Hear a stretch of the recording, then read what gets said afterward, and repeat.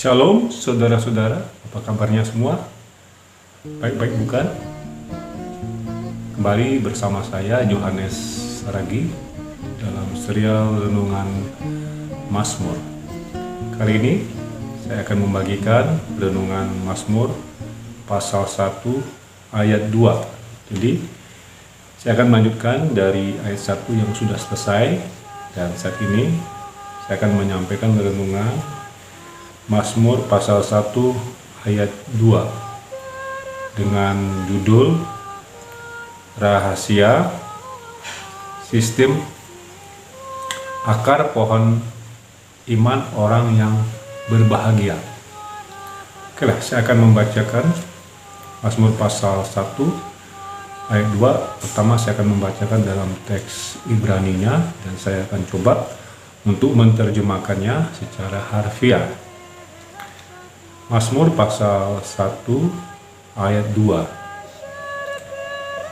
Ki'im betorat Yahweh hepso torato yehege yomam fa lailah. Ki'im betorat Yahweh, tetapi di dalam Taurat Tuhan, hepso adalah kesukaannya. Torato, dan di dalam Tauratnya yehege yomam fa laila. Dia terus menerus merenungkannya baik siang dan malam. Saudara-saudara, saya akan menjelaskan kata-kata yang penting dalam ayat 2 ini, yaitu pertama ki'im. Ki'im ini sebenarnya adalah dua kata ya. Ki itu biasanya artinya for, dan im itu if. Dan biasanya diterjemahkan bisa rather atau but dalam bahasa Inggris. Jadi di sini diterjemahkan menjadi but, tetapi. Ini memiliki arti untuk mengkontraskan ya. Jadi tetapi ini memiliki arti untuk mengkontraskan dengan apa? Yaitu dengan ayat 1 sebelumnya, yaitu yang berkata bahwa orang yang berbahagia itu atau laki-laki yang berbahagia itu tidak berjalan atau tidak suka berjalan di dalam nasihat orang-orang jahat, dan dia memiliki kesukaan yang berbeda. Maka dikatakan tetapi. Tapi kesukaannya adalah di dalam Taurat Tuhan, bukan di dalam nasihat orang-orang jahat. Kata di dalam ya, dalam terjemahan bahasa Indonesia, dalam Alkitab bahasa Indonesia itu kata di dalam itu dihilangkan ya, tidak ada kata di dalam ya. Dalam terjemahan LAI dikatakan Mazmur pasal 1 ayat 2, tetapi yang kesukaannya ialah Taurat Tuhan. Jadi setelah kata ialah seharusnya ada kata di dalam. Dalam terjemahan bahasa Indonesia tidak ada kata di dalam, seharusnya ialah di dalam Taurat Tuhan. Dalam teks Ibraninya ada kata di dalam, yaitu B Torat, artinya B artinya di dalam. Berikutnya kata Torat. Kata Torat dalam terjemahan bahasa Inggris itu diterjemahkan the law, hukum. Sehingga kadang dengan kata the law ini seolah-olah Taurat ini identik dengan hukum 10 perintah Allah. Sebenarnya Taurat itu lebih baik diterjemahkan instruction atau ajaran. Jadi ajaran Tuhan atau ajaran Yahweh, dalam teks Ibraninya Taurat Yahweh. Jadi di dalam ajaran Tuhan. Jadi tidak semata-mata the law atau hukum ya yang mengacu kepada 10 perintah Allah. Jadi Taurat ini kita terjemahkan yaitu instruction atau ajaran, karena ini mencakup semua ajaran dari Tuhan yang diwahyukan baik di Perjanjian Lama maupun di Perjanjian Baru. Jadi tidak semata-mata dalam 10 perintah Allah atau dekalog. Oke? Jadi seluruh ajaran Tuhan. Memang bagi orang agama Yahudi ya, ajaran Tuhan yaitu hanya dalam Perjanjian Lama atau Tenach, ya, kitab Tenach yaitu Taurat, Nebiim dan Ketubim. Tapi kita orang Kristen percaya pewahyuan secara total, yaitu tidak hanya semata-mata dalam Perjanjian Lama tapi juga dalam Perjanjian Baru.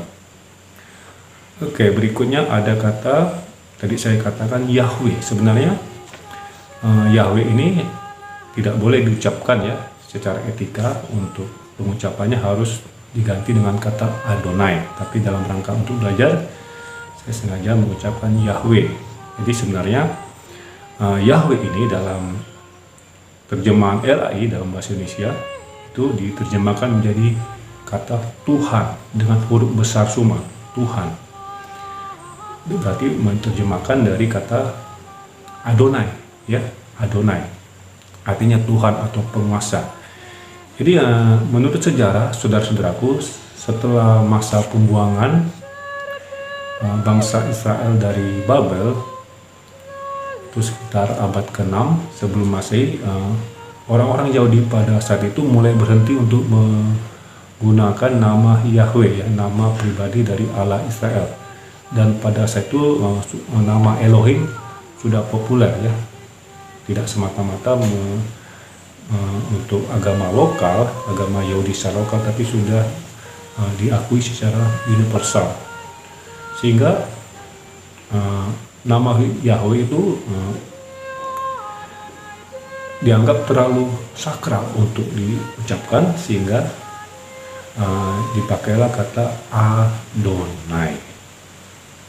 Oke, nah jadi menurut etika membacanya memang kita harus mengikuti aturan itu, yaitu kalau ada 4 huruf konsonan ini, yaitu Yod, He, Pav, He, Yod, He, Pav, He, kita dianjurkan untuk membacanya menjadi Adonai. Oke, berikutnya Hepso, His delight atau kesukaannya. Jadi kata kesukaannya ini memiliki arti kesukaan yang rela, ya, yang tidak dipaksa, yang memang dengan niat yang senang untuk melakukan sesuatu, maka disebut his delight, kesukaannya, hepso. Kemudian Torato, dan di dalam Tauratnya, Yehege, Yoma, Fa, Laila. Ada kata yang penting yaitu Yehege. Yehege itu bisa diartikan dia terus-menerus merenungkannya, dia terus-menerus atau dia terus-menerus merenungkan. Yoma, Fa, Laila, baik siang dan malam. Kata Yehege ini berasal dari kata kerja Hagah, ya, kalau saya lihat dalam leksikal itu ternyata memiliki arti, dalam bahasa Inggris itu mourn dalam arti mengerang, atau juga matter dalam arti berkomat kamit, atau bisa juga ponder, merenungkan. Bahkan juga ada disebut utter, speak juga, ya. Ini penting karena ternyata YHG itu bukan diartikan dalam arti membaca, ya. Jadi lebih kepada merenungkan, ya. Jadi memikirkan atau mempertimbangkan, seperti itu. Dan dari akar katanya haga, itu menarik juga, dikatakan dari haga ini arti dalam bahasa Inggrisnya itu mourn atau mengerang, atau matter, berkomat kamit. Oke, nah itu untuk penjelasan terjemahannya. Jadi saudara-saudara yang kasih, kita melihat tadi ada kata but ya, tetapi itu menunjukkan apa tadi? Kontras atau perbanding atau membedakan, ya, antitesis dari ayat 1. Jadi memang salah satu ciri dari kitab Mazmur atau sebagai bentuk puisi itu memang memiliki ciri paralelisme, yaitu mengungkapkan satu ide yang sama dalam dua baris atau baris yang berikutnya mengungkapkan ide yang sama. Jadi di sini saya melihat ada satu paralelisme antitesis ya dari ayat 2. Oke, kemudian kata YHG seperti yang saya katakan tadi, artinya dari kata asal kata kerja haga, yaitu bisa diartikan ya mourn, mengerang, atau mater, berkomat kamit, atau ponder ya, merenungkan. Jadi saya melihat di sini dari kata YHG ini itu memiliki arti kata kerja yang memiliki arti yang dilakukan secara terus menerus ya, yang belum selesai, yang terus berlangsung ya. Jadi yang belum selesai terus berlangsung, terus menerus dilakukan pada saat ini, maka disebut dengan tensisnya call imperfect. Jadi ternyata kalau kita lihat bagaimana orang yang berbahagia itu bisa YHG merenungkan Taurat Tuhan itu siang dan malam. Ya. Padahal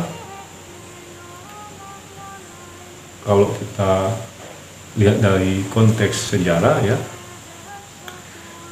kemungkinan orang yang berbahagia ini adalah orang yang sibuk ya, mungkin dia bekerja di luar, sehingga mengapa bisa merenungkan Taurat Tuhan itu siang dan malam. Ini perlu kita pahami karena arti kata dari YHG itu ternyata bukan dalam arti membaca. Oke, bukan dalam arti membaca. Kalau dia dalam arti membaca memang sulit bagi orang yang berbahagia itu, mungkin dia orang yang sibuk untuk tetap dalam posisi membaca, apakah itu di bait Allah atau di sinagoge, baik siang dan malam ya.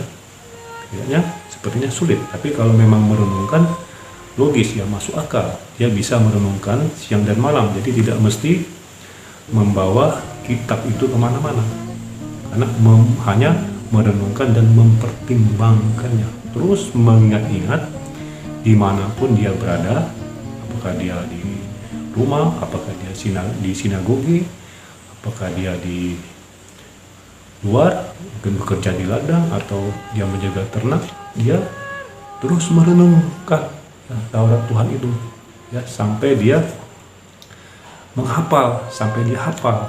Jadi di sini juga saya melihat adanya dari kata YHG ini tradisi lisan ya, tradisi lisan dari orang-orang Yahudi pada saat itu ya, sekitar mungkin Mazmur ini ditulis sekitar 1000 tahun sebelum Masehi ya. Memang ada tradisi lisan untuk menyampaikan firman Tuhan secara lisan, sehingga memang harus dihafal.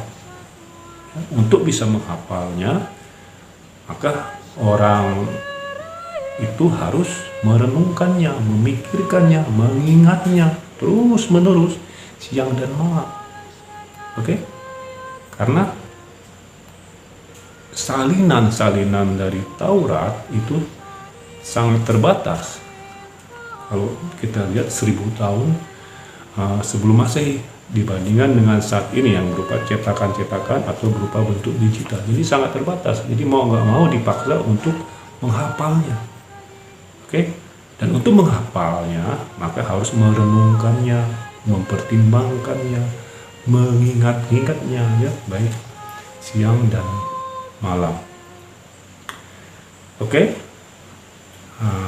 berikutnya saya akan lanjutkan mengenai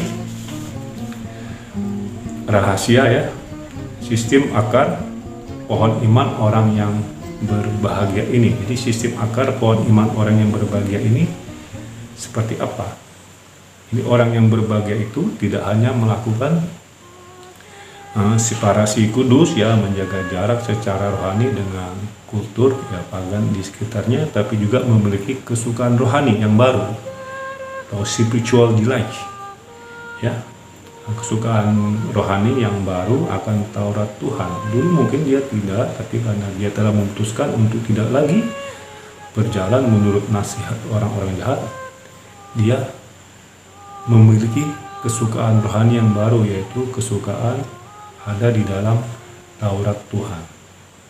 Itu ajaran yang diwarisi oleh Nabi Musa dan nabi-nabi lainnya, seperti yang dilakukan Yosua. Jadi tradisi merenungkan Taurat Tuhan ini ya, kita tahu itu sudah diperintahkan kepada Yosua oleh Tuhan pada waktu mau merebut tanah Kanaan ya. Saya akan bacakan Yosua pasal 1 ayat 8. Janganlah engkau lupa memperkatakan kitab Taurat ini, tetapi renungkanlah itu siang dan malam, supaya engkau bertindak hati-hati sesuai dengan segala yang tertulis di dalamnya.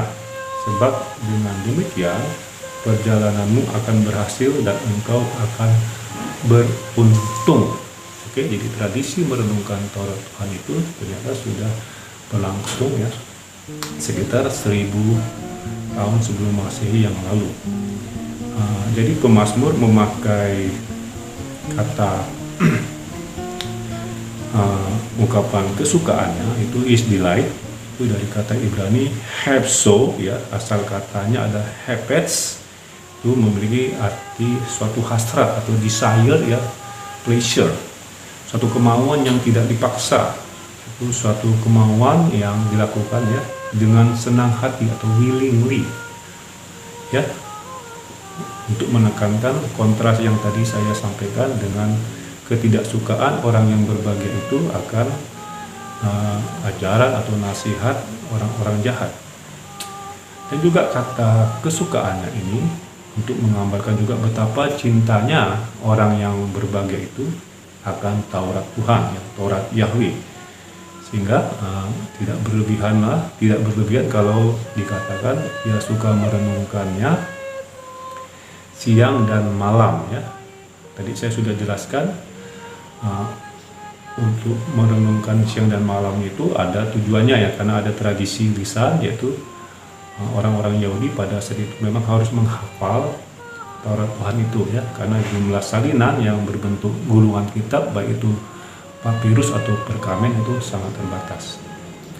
Jadi hubungan yang suka dengan Tuhan dari orang yang berbahagia itu dilakukan dengan meditasi atau merenungkan Taurat Tuhan itu siang dan malam. Ini diibaratkan seperti seorang pria ya, yang tidak henti-hentinya membaca ya surat cinta dari kekasihnya, tidak kenal waktu, tidak puas, hanya baca sekali, tapi baca terus berulang-ulang sampai hafal isi surat cintanya itu. Oke, dan kata merenungkan YHG tadi ya, dalam bahasa Inggris meditate itu berasal dari kata haga. Jadi bukan dalam arti mengosongkan pikiran. Nah ini menarik ya, banyak orang berpikir meditasi gitu. Meditasi itu mengosongkan pikiran, itu sebenarnya agama timur ya. Tapi kalau YHG di sini yang diartikan dalam bahasa Inggris, diterjemahkan dalam bahasa Inggris meditate, itu bukanlah mengosongkan pikiran, tapi mengisi pikiran dengan firman Tuhan. Oke. Dan juga kata YHG dari kata haga itu secara teknis itu bisa diarti ya, mengucapkan ayat-ayat itu dengan suara lembut ya, suara lembut yang berdengung, menggumamkan ayat-ayat dengan suara lembut seperti berbisik ya. Nah seperti tadi kata mon atau mater artinya berkomat kamit ya, seperti itu. Jadi seperti ada yang bilang seperti orang mengunyah ya, seperti orang mengunyah.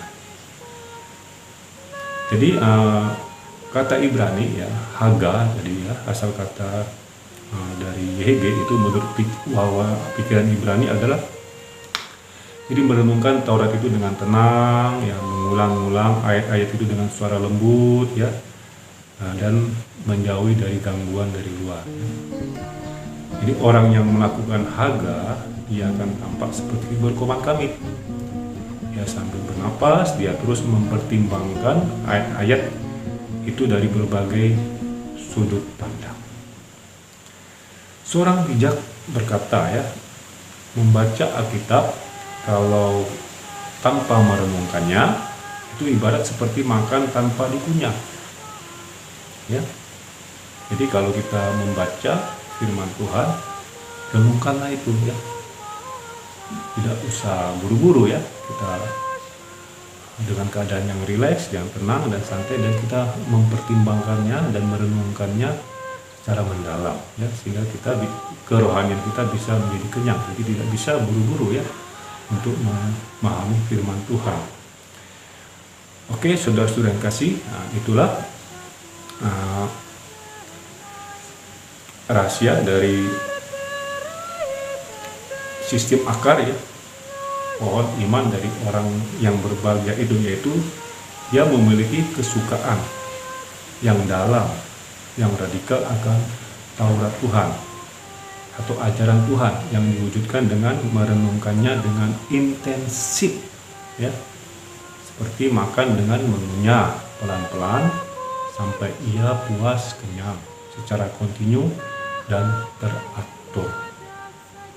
Oke, demikianlah renungan dari ayat 2 ini, kiranya menjadi berkat bagi kita semua. Tuhan Yesus memberkati. Amin.